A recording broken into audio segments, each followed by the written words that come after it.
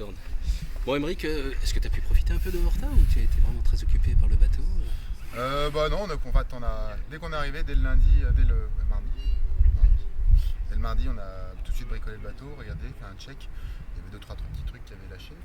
Et donc on en a profité pour faire, pour tout préparer. Puis ça fait 2 jours qu'on est un peu plus tranquille.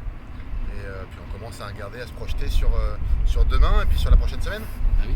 Et avant de parler de ça, vous avez fait un petit retour un petit peu sur ces premiers 2500 000. Ça a été quand même long, ces premiers tronçons.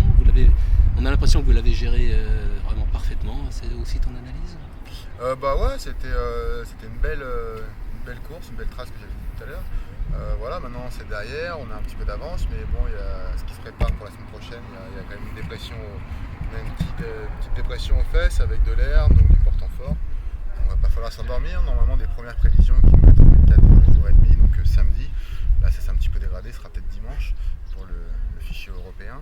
Mais écoute, non, c'est déjà passé. En fait, on pense manche par manche et puis on verra bien à l'arrivée ce que ça donne. Ouais. Alors, est-ce que tu ressens un petit peu de pression ou tu penses que l'affaire est pliée, que vous avez suffisamment d'avance? Non, pas de pression. Moi, j'aime bien cette situation. On est devant, on est bien. On a un petit peu d'avance, mais bon, il n'y a rien qui est fait, hein, franchement, parce que la dépression derrière, si on passe derrière le front, on peut vite prendre 5, 6, 10 heures de retard. Donc maintenant, il n'y a rien qui est fait.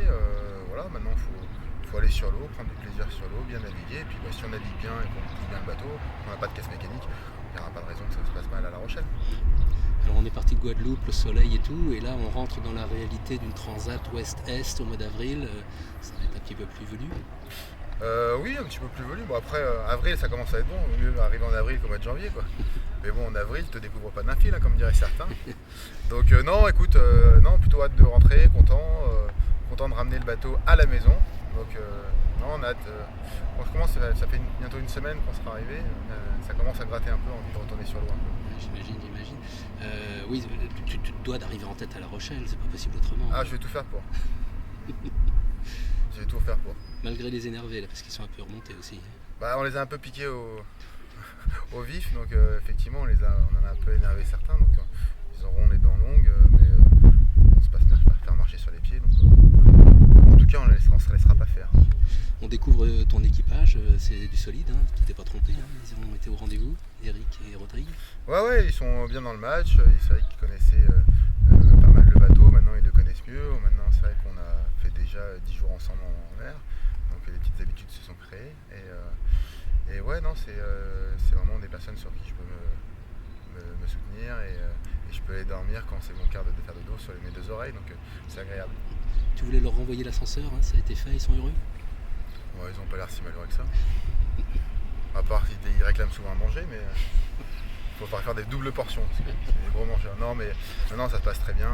Franchement, c'est aussi, on donne un coup de main, c'est un retour d'ascenseur, c'est des amis, mais s'ils sont à bord, c'est pas parce que c'est que des amis, c'est aussi que c'est des bons marins et en qui j'ai confiance.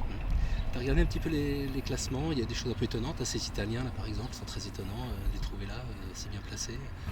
T'as été surpris par les résultats de la première manche? Non, écoute, moi je savais très bien que les Italiens pouvaient très bien naviguer, qu'ils avaient un bateau, certes un des plus vieux de la flotte, mais qui était déjà très abouti à l'époque, donc c'est un bateau qui reste toujours compétitif.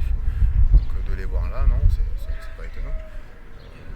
Non, écoute, non, il n'y a pas vraiment de surprise, hein. Enfin, je sais pas. Ok.